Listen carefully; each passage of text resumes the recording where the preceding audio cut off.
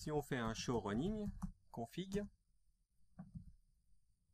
on voit que le port channel 1 a bien une description port channel vers SW3.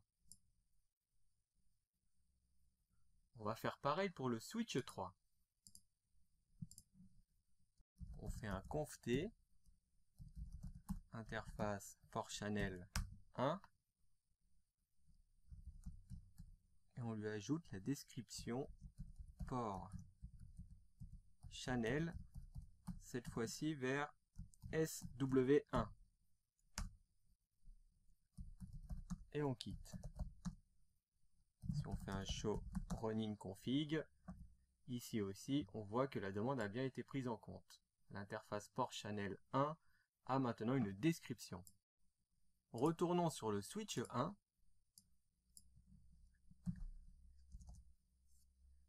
Et faisons un show spanning tree.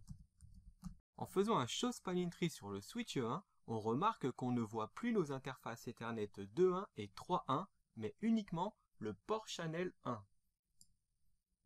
À partir du switch 1, on voit qu'il mène droit vers le switch route. Si on fait la commande trop vite, à la place du statut forward, il se peut qu'il soit en listening ou en learning. Mais 30 secondes après, il passe en forward. On remarque aussi que le coût du lien a baissé. Il est de 19, ce qui est bien inférieur à 100 comme sur une interface individuelle.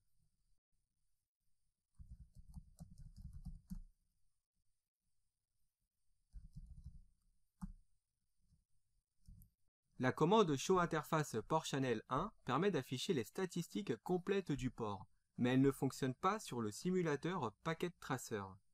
C'est dommage car on aurait pu voir que le débit est doublé comme il est sur deux liens. On serait sur du 20 000 kilobits au lieu de 10 000.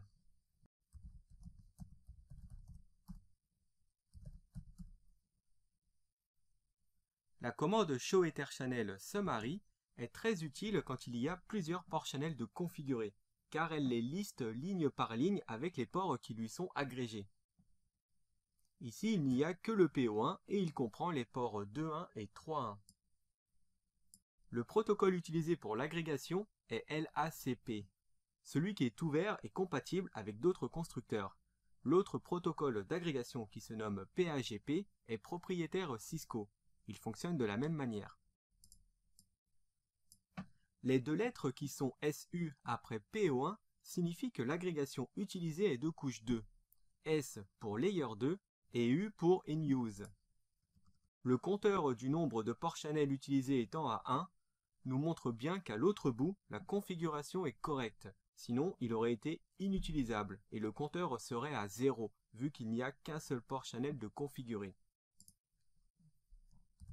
Et pour finir, si on fait un show EtherChannel port channel, cela nous permet d'afficher d'autres informations détaillées sur le port channel.